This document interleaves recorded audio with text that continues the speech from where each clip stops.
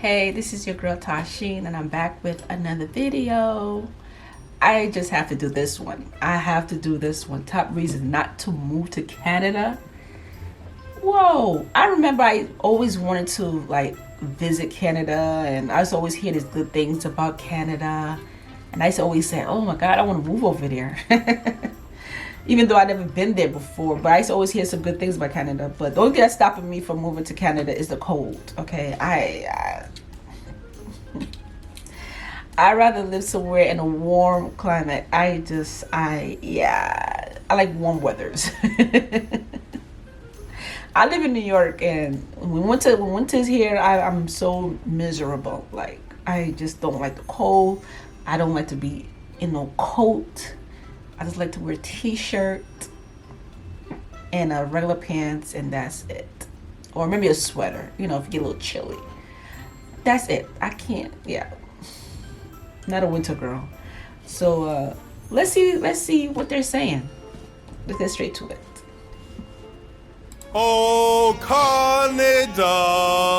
With everything going on in the world right now, you may have contemplated moving to another country. And for my viewers from the States, which is most of you guys, the obvious choice would be crossing the northern border to our often overlooked but incredibly peaceful neighbor, Canada. Of course, Americans love threatening to move to Canada, especially after presidential elections, but the data shows that although many talk the talk, Americans rarely walk the walk. And they don't drive or fly either. Now, if you are one of some of us do a lot of talking. We do. Because we're not sure, Especially when you're comfortable in certain places, the 10,000 US citizens each year who actually do mean it, I don't blame you. Since its founding in 1867, Canada has become a country with amazing public education, low crime, great food, friendly residents, and of course, some of the world's finest nature. The land of Banff, Vancouver Island, Niagara Falls, Toronto, and Montreal is also the second largest country on the planet, bordering 3 oceans. But despite its enormous size, Canada still manages to do a great job juggling all of its responsibilities and taking care of its people. I mean, while the US only gave a one-time payment of $1,200 to its recently out-of-work residents, Canada is giving $2,000 a month for the next 4 months. And they have universal healthcare that's free at the point of service. There's a reason Canada is consistently ranked as one of the best I wish we could have got that. countries to live in the world. Speaking of which, let's hit 3,000 likes and I'll do a video on the top 10 best countries to live in the world. Anyways, despite the amazing quality of life here, the birthplace of pineapple pizza also isn't perfect. Find out why in my top 10 reasons not to move to I love pineapple pizza. Yes, I do. I love it.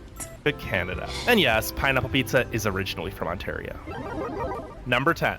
Car insurance. Now, you might not have even thought of this one, but it's extremely expensive to own a car in Canada. Car insurance rates in most provinces are well above the rates in most states. Sure, it can actually be pretty cheap in Quebec, but in most provinces, you can expect to pay at least $1,200 a year on average. And if you live in Toronto or Vancouver, watch out, because the average cost is over $2,100 per year for a regular car, and that's if you have years of a squeaky clean driving record. If you've gotten a ticket or into an accident, or you're just young, car insurance could cost you up to $5,000 a year. Now, to be fair, this is because Canada doesn't really offer a minimum coverage option like they do in America. In many cases, the minimum coverage in Canada is really like the best coverage you can get in most states. So while Canadian drivers It's so crazy how we always think that Canada is so cheap to live, a cheap place to live, but it's really not. Especially with them taxes they gotta pay, and there's other stuff they have to pay. So do have to pay a bit more up front. At least they don't have to worry about getting sued or going bankrupt from an accident. Number 9. Places are very spread out. If you don't want to pay for expensive car insurance, you probably aren't going to get very far. Sure, you'll be able to get around the cities with good public transportation like Vancouver, Montreal, or Toronto, but it'll be a lot harder anywhere else. Like I said earlier, Canada is the second largest country in the world, but it's also one of the least densely populated countries. So it's the second largest country in the world? Well, yeah, because Russia is number 1. Oh yeah, okay. Sorry, I'm visioning the map. So yeah, it is. Yeah. With just around 4 people per square kilometer. In comparison, the US has a population density of over 36 people per square kilometer. As you can probably guess, this leaves a whole lot of room for a whole lot of nothing. Well, technically not nothing, That's more beautiful. like a whole lot of beautiful wilderness. But as far as human civilization goes, well, it's exactly that. Far. It takes over 80 hours to drive the near 7,500 kilometer Trans-Canada highway from coast to coast, 80? and most major cities are at least a 6 to 7 hour drive apart. But hey, at least that also means there's a ton of gorgeous, untouched nature to explore. Well, That's true. that is if you can afford a car. When I got to ASU, I met Professor Lindy. She's one of the first women to ever Commercial. lead a NASA. Number 8, health Yeah. So you're stuck. You're stuck. care. Now I know you're probably thinking, what? You said Canada has amazing healthcare with universal coverage that's free at the point of service. Well, it does. But unless you had a major accident or are in life-threatening condition, the wait times are long. Now to be fair, in the US, wait times are also pretty long, and it actually takes 24 days on average to see a doctor for a first-time appointment versus only 8 days in Canada. But the median wait time for a minor surgery or treatment is 19.8 weeks in Canada, which is more than 3 times longer than in the US. It is free out of pocket though, so at least there's no going bankrupt for medical expenses or having to worry about insurance premiums and deductibles, and no losing healthcare coverage either if you lose your job. Also, That's kind of true though. Which I like. It's free. so prescription drug and medicine prices are generally much cheaper in Canada than the US for the same exact drug. Many of the residents in Canada really like their system as they prefer the longer wait times to expensive premiums and deductibles. But if you're someone who just can't stand waiting around and you don't mind paying lots of money for immediate treatment or to see a specialist, the US is probably... I kind of figured that in a way because we always talk about somewhere it's free, but then you have to think about the wait time because it's free. So you know what I'm saying? Like if you have the money to pay to see a doctor, you're most likely you'll see the doctor right away than have to wait. You know, so I mean, well here you still have to wait, but I guess you don't have to wait that long because we do have a lot of private doctors here, a lot. So if you have the money, you can see yourself a private doctor or have a doctor come to you. So I guess probably a better place for you.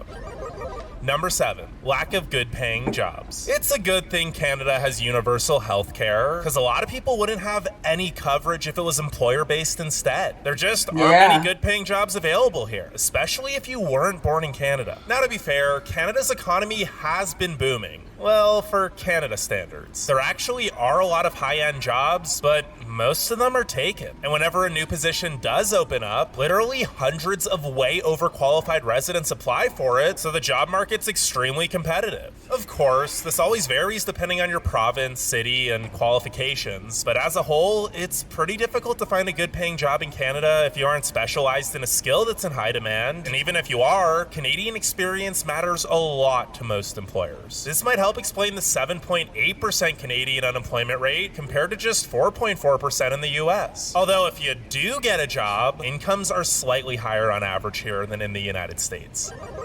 Number 6, awful internet. Maybe you're thinking, so what? I don't care about jobs. I already have a great job online. Or I own an online business. Well, in that case, Canada probably isn't. look at this landmark. This is beautiful. Oh my gosh. I would like to live somewhere where it's not so crowded. I don't like high buildings. I know some of y'all probably say, how the hell you don't like high buildings? You live in New York. I'm sick of it. I like this. I like the country. Just, oh my gosh. Isn't the best place for you either because the internet here is just plain awful. Sure, Damn. most of the big cities have more options if you can afford to shell out over $100 a month to get decent internet by American standards, like 75 megabit download and 10 megabit upload. But as soon as you start to get out into the suburbs and more rural areas, decent internet speeds just aren't available. I mean, it's understandable because you're like in the countryside. It makes more sense. Or if you live somewhere that's like close to like where the ocean is at, you're not gonna get a strong, signal. So Yeah. At all. And to make things even worse, many of the plans, even in the cities, have data caps, and in the rural areas, they all have data caps. If you go over your 80 gigabytes, you could end up paying some serious fees. Depending on where you live and how often you use the internet, you might end up spending $400 to $500 a month for crappy 5 megabit download speeds. Number 5, high taxes. No matter what your job is, I heard about the high tax in Canada. I heard about that. you're obviously gonna have to pay taxes if you move here. I mean, it's not like the healthcare and infrastructure are gonna pay for themselves. You might see that the highest tax rate in Canada is... That's where the money goes for the hospitals and paying the doctors and all that. Is those high tax? See, that's the thing. Anything that's free, you're paying something. You pay either high tax or something. You trust me, they're getting their money. The government is not just taking out of their pocket to pay those doctors and those hospitals. That money is coming from somewhere.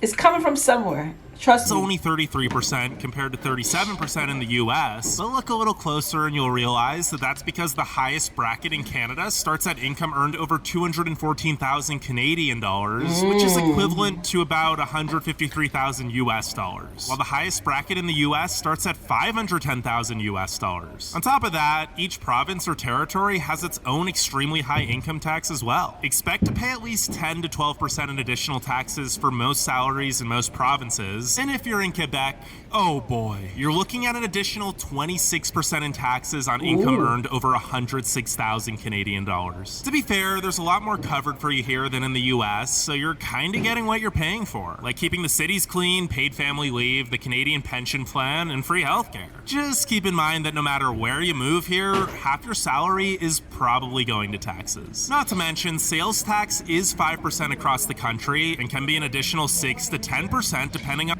It might be a little cheaper still when it comes to healthcare and all that stuff. It still might be a little cheaper, but like I said, nothing is free.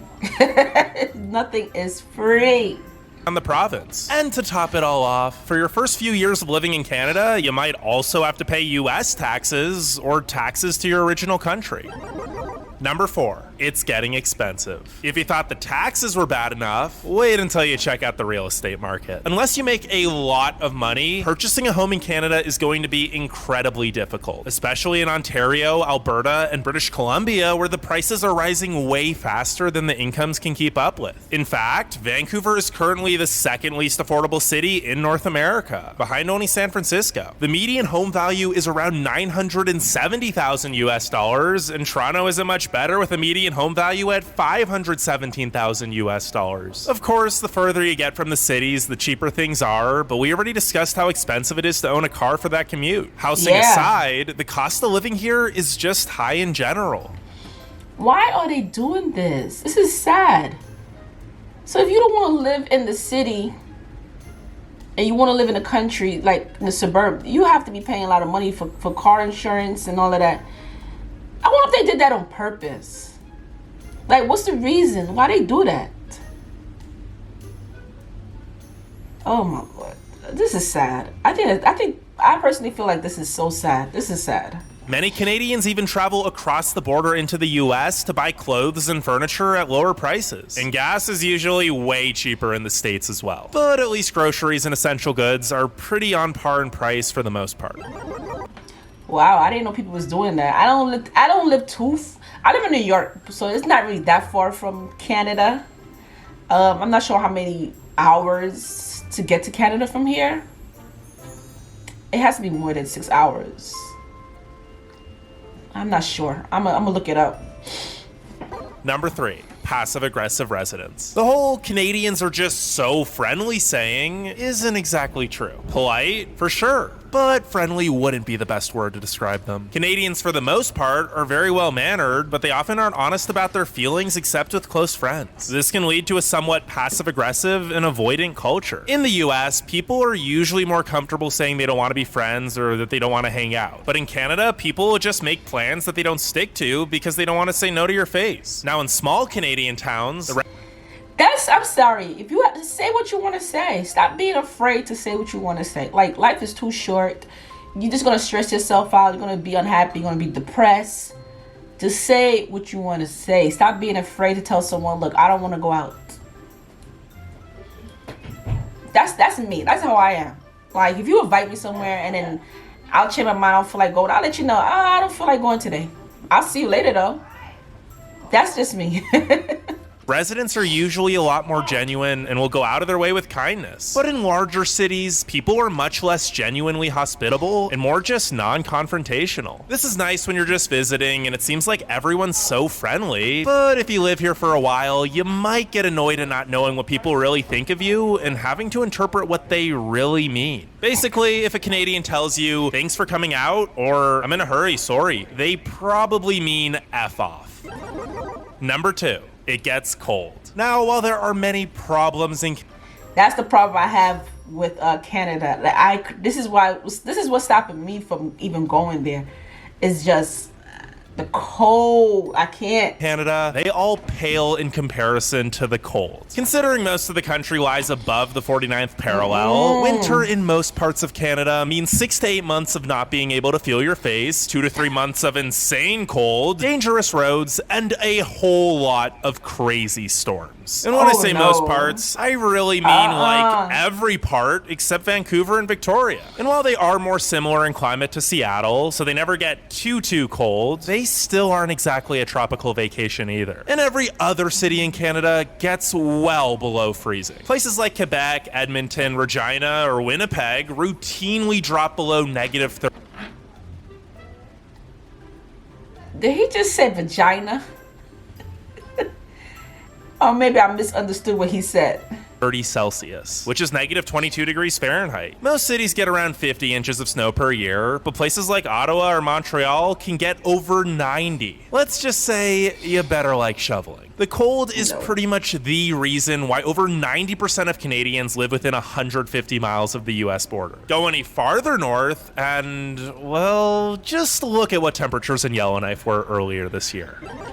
Number 1, the immigration process is difficult. Speaking of the US border, unless you're a highly desired worker with a special skill, there's a lot you'll have to go through to even be able to move to Canada. Although US citizens don't need any type of visa or authorization to visit Canada, this is definitely not the case for immigrating to Canada. In order to qualify for residency, you have to have either a highly desired skill that can be used in a Canadian business, a job waiting for you in Canada, relatives or friends who have nominated you for permanent residency, or you gotta be an entrepreneur with a high net worth. And you can basically forget about applying if you've ever been convicted of a crime, have a serious health risk, are in financial trouble, or if one of your family members has... So if you have a health risk, what do you mean health risk? Like if you're sick or something, or you have something like physically going on with you, you can't come there? Been banned from Canada. The process isn't easy or cheap, and even if you marry a Canadian citizen, you won't necessarily get citizenship. Now be sure to leave a like and subscribe. Is that difficult? I didn't even know it was that difficult. I mean, I don't know. This was very interesting. If you want me to write more about Canada, let me know. I haven't been writing much about Canada. But if there's anything you want me to know about Canada, or comment below, let me know. And also don't forget to subscribe to my channel. So go down there, subscribe, and don't forget these videos right here that I have. You can check those videos out, and I'll see you lovely people. Take care of yourself. Bye and peace.